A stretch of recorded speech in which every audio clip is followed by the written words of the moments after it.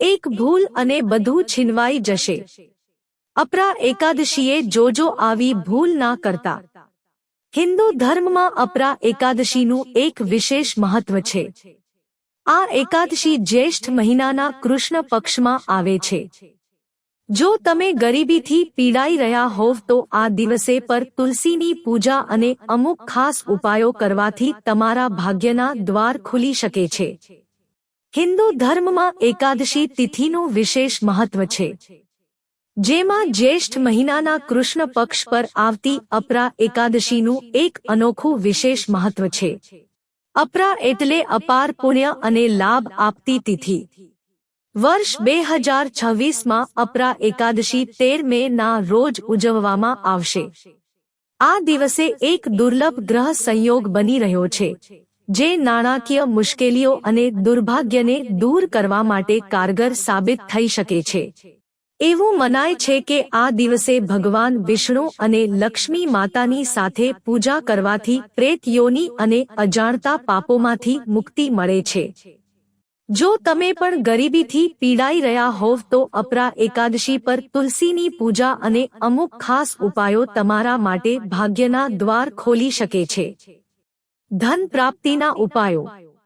જો સખત મહેનત છતાં પૈસા ટકતા નથી કે તમને વ્યવસાયમાં નુકસાન થઈ રહ્યું હોય તો આ એકાદશી પર આ 3 ઉપાયો અજમાવો.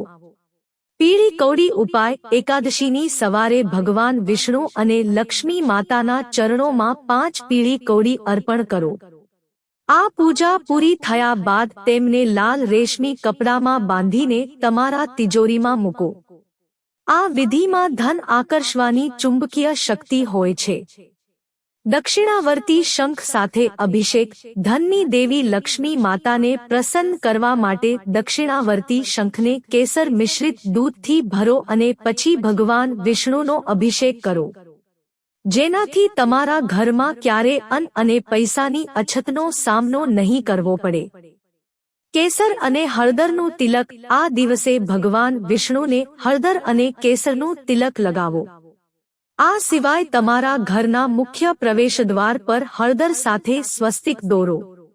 આ બાબત નકારાત્મક ઉર્જાને ઘરમાં પ્રવેશતા અટકાવે છે. તુલસીની પૂજા કરતી વખતે આ 5 ભૂલો ટાળો. તુલસીને ભગવાન વિષ્ણુની પ્રિય માનવામાં આવે છે. આથી એકાદશી પર તેમની પૂજા કરતી વખતે સાવચેત રહેવું ખૂબ જ જરૂરી છે. આ ભૂલો લક્ષ્મી માતાને કોપાયમાન કરી શકે છે. પાણી ન ચઢાવો. એકાદશી પર તુલસીના છોડને પાણી ચઢાવવાની મનાઈ છે. ધાર્મિક માન્યતાઓ મુજબ તુલસી માતા આ દિવસે ભગવાન વિષ્ણુ માટે નિર્જળ વ્રત રાખે છે. તુલસીને પાણી ચઢાવવાથી ઉપવાસ તૂટી જાય છે. પાન ન તોડો. એકાદશી પર તુલસીના પાંદડા તોડવા એ ગંભીર પાપ માનવામાં આવે છે. જો તમને અર્પણ માટે પાંદડાની જરૂર હોય તો તેના આગલા દિવસે દશમી તેને તોડીને રાખો. સ્પર્શ કરવાનું ટાળો. સૂર્યાસ્ત બાદ કે અશુદ્ધ સ્થિતિમાં સ્નાન કર્યા વગર તુલસીને સ્પર્શ કરશો નહીં. સાંજે માત્ર ઘીનો દીવો પ્રગટાવો અને દૂરથી પ્રાર્થના કરો. સૂકી તુલસી. ઘરમાં સૂકી તુલસી રાખવી એ દુર્ભાગ્યનું પ્રતીક મનાય છે. જો છોડ સુકાઈ ગયો હોય તો તેને નદીમાં માનપૂર્વક ડૂબાડી દો અને નવી તુલસી વાવો. તામસિક ભોજન. જે ઘરમાં તુલસી હોય અને એકાદશીનું વ્રત હોય ત્યાં માંસ, દારૂ, ડુંગળી અને લસણનું સેવન કરવાથી લક્ષ્મી માતા તમારું ઘર છોડી દે છે. તુલસી પૂજાની યોગ્ય પદ્ધતિ. અપરા એકાદશીની સાંજે તુલસીના છોડ પાસે ગાયના ઘીનો દીવો પ્રગટાવો. દીવો પ્રગટાવતી વખતે મંત્રનો જાપ કરો અને છોડની 11 કે 21 વાર પરિક્રમા કરો.